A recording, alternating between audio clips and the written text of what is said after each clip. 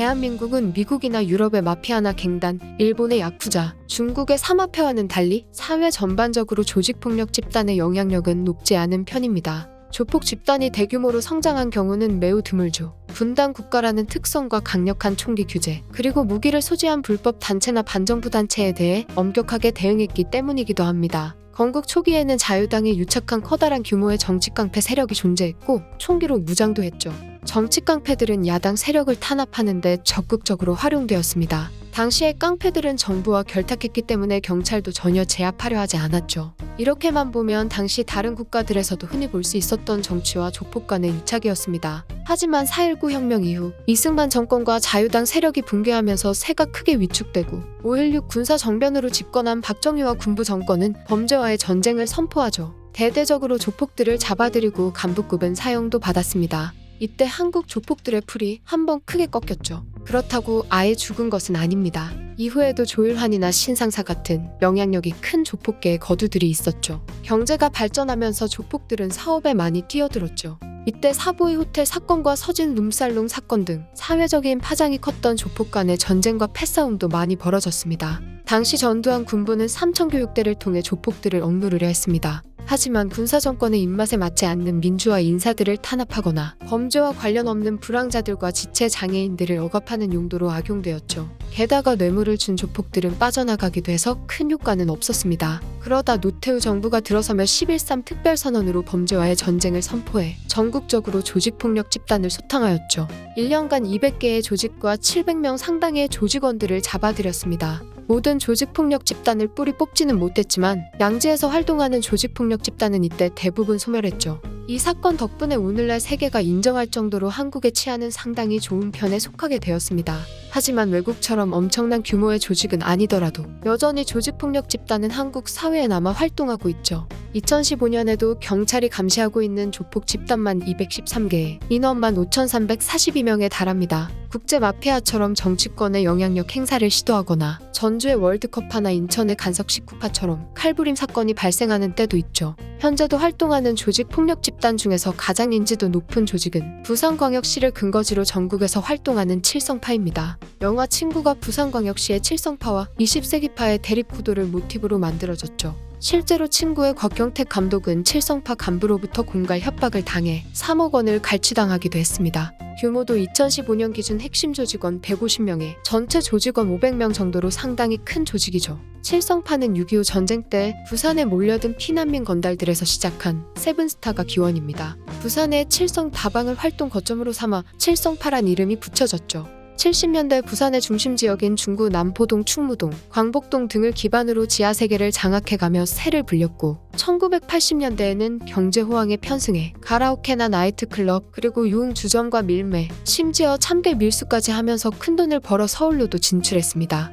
80년대 칠성파의 두목 이강화는 일본 오사카에서 활동하는 제1교포 야쿠자 사카오메 구미에 가네야마 고사부로와 형제배를 맺고 축하금으로 당시 돈으로 1억을 받기도 했죠. 당시 오사카에서 의형제를 맺는 장면은 영상으로도 남아있어 영화 범죄와의 전쟁의 한 장면으로 재현되기도 했습니다. 다만 이때 두목 이강화는 1억 원을 조직을 위해 쓰지 않고 개인적으로 유용해버렸죠. 이 사실을 한 부두목급들이 반발해 신칠성파나 영도파를 만들어 떨어져 나오기도 했습니다. 당시 칠성파는 조직 이탈자는 무조건 다리를 절단하면서 엄격하게 내부를 통제했던 상황이었기 때문에 떨어져 나온 조직들은 반칠성파 연대를 형성하며 칠성파와 큰 전쟁을 벌였죠.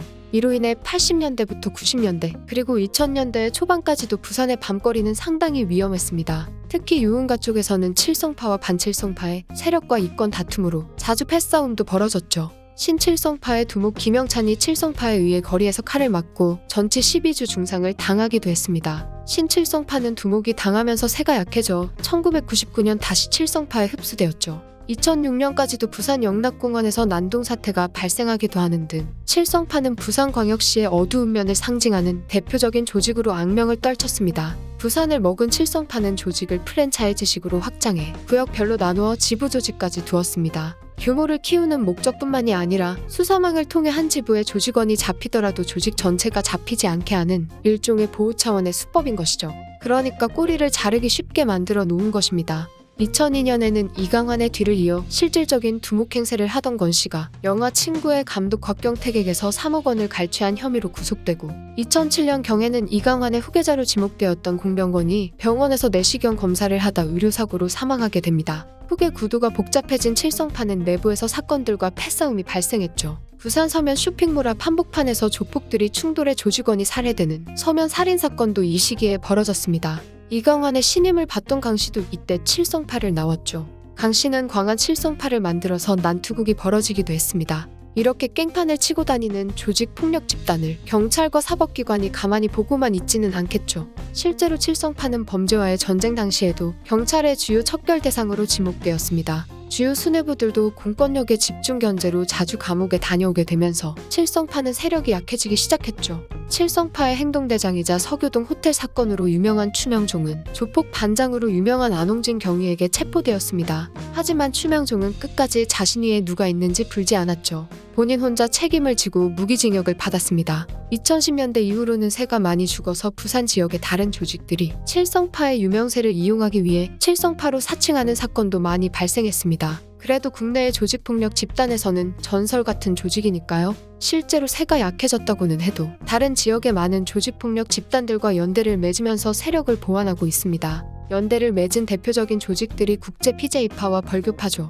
2015년에는 칠성파 두목급 간부 권 씨가 송파구 잠실 롯데호텔 월드에서 결혼식을 했을 때 유명 연예인과 조직원들을 포함해 천여 명의 하객이 찾아오기도 했습니다. 많은 조직원들이 모인 만큼 결혼식 현장에는 서울시 경찰 230명이 투입되었습니다. 우려와는 달리 조직원들은 조용히 결혼식을 마치고 부산으로 돌아가긴 했죠. 마지막으로 앞서 이야기했던 영화 친구의 모티브이자 칠성파의 라이벌이었던 20세기파의 20년 전쟁에 대한 이야기를 좀 더 자세하게 해보고 끝내보겠습니다. 1960년대 후반부터 부산의 지역폭력계는 칠성파와 20세기파가 양분하고 있었죠. 그러나 1970년대 칠성파가 경쟁에서 승리하면서 20세기파는 사실상 와해 직전의 상황까지 갔습니다. 이 상황에서 1985년에 떨어져 나온 신 20세기파가 급속도로 세를 키우기 시작했죠. 특히 신 20세기파는 러시아의 마피아, 그리고 일본의 야쿠자와 협력관계를 맺으면서 빠르게 성장했습니다. 하지만 칠성파가 가만히 놔둘 리가 없었죠.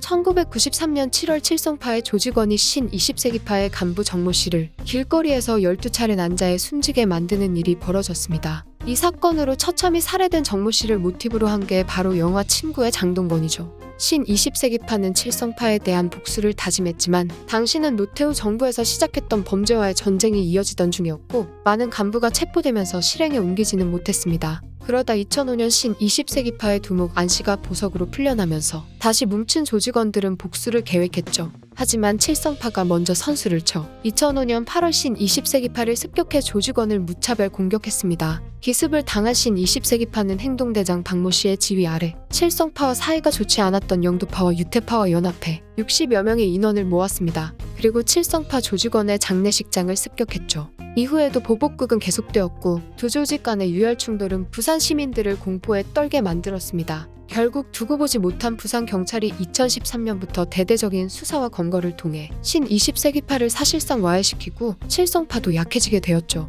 공권력의 힘으로 한동안 조용한 듯 보이지만 현재까지도 전쟁 아닌 전쟁은 계속되고 있습니다. 바로 얼마 전인 2022년 5월 또다시 칠성파 조직원들이 20세기파와 광안대교에서 차량 추격전을 벌이고 집단 난투극을 벌였죠. 영화에서나 등장할 법한 사건이 여전히 발생하고 있습니다. 부산 출신 조직폭력 집단 칠성파 이야기, 이번 편은 여기까지입니다.